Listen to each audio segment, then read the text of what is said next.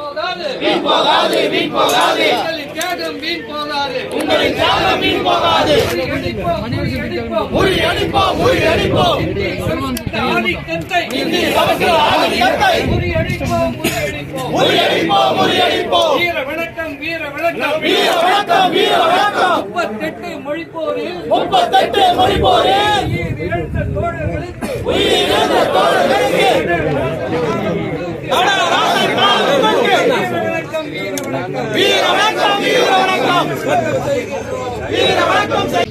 தந்தித்த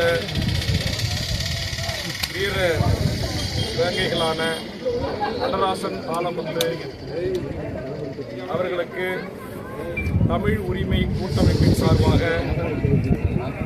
அதனுடைய தலைமை ஒருங்கிணைப்பாளர் முனைவர் ரத்தினவேல் அவர்களுடைய ஒருங்கிணைப்பில் இங்கு பல்வேறு தமிழ் அமைப்புகள், இயக்கங்கள், தமிழ் அறிஞர்கள் கூட்டமைப்பு உள்ளிட்ட அனைவரும் ஒன்று சேர்ந்து நம்முடைய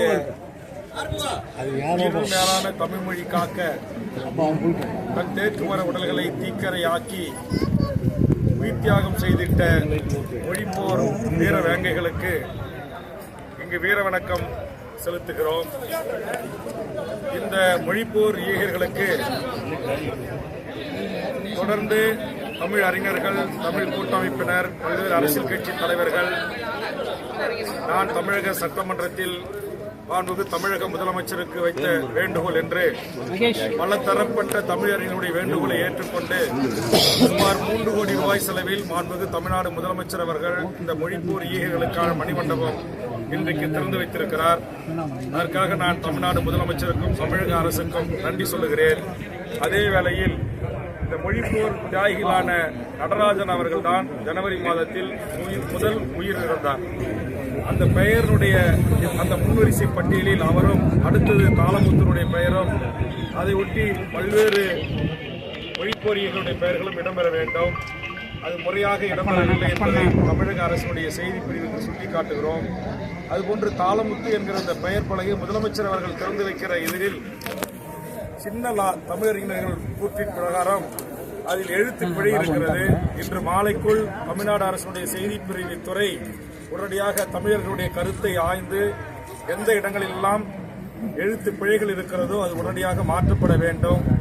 இதுபோன்ற வரலாற்று சிறப்புமிக்க போராளிகளுக்கு மணிமண்டபம் அமைத்து திறக்கின்ற போது தமிழ் அறிஞர்களோடு அந்த வரிசை பட்டியலை கேட்டிருக்க வேண்டும். இதுபோன்ற எழுத்துப்பிழை வராத வண்ணம் அந்த எழுத்துக்கள் குறைக்கப்பட்டிருக்க வேண்டும். இதெல்லாம் சிறிய தவறுகள் என்றாலும் கூட தமிழ் மொழிக்காகவே தன்னுயிர் தந்திட்ட ஒரு இனம் என்றால் அது நம்முடைய தமிழ் இனம். 1965 இந்திய எதிர்ப்பு போராட்டத்திலும் சரி, தொடர்ந்து ஒன்றிய அரசுகள் எந்த அரசுகள் ஆண்ட போதும் இந்தியை இந்த மண்ணில் கட்டாயமாக திணிக்க முற்பட்ட போது கிளர்த்தெழுந்து வீதிக்கு வந்து தன்னுயிர் தந்திட்ட மாவீரர்களை வணங்குகின்ற ஒரு முக்கியமான இடத்தில் இது போன்ற கவனக்குறைவோடு நடந்து கொள்ளக்கூடாது. அப்படி கவனக்குறைவோடு நடந்து கொண்ட இந்த துறையின் அதிகாரிகளை இந்த தமிழ் உரிமை கூட்டமைப்பின் சார்பாக நாங்கள் வன்மையாக கண்டிக்கிறோம். அதுபோன்று ஈழத்தில் நடந்த மாபெரும் இனப்படுகொலைக்காக தந்திட்ட மாவீரர் முத்துக்குமார் உள்ளிட்ட முருகதாஸ் உள்ளிட்ட தமிழ் உறவுகள் குலத்திலும் தாய் நிலைத்திலும் உயிர் தியாகம் செய்திருக்கிறார்கள்.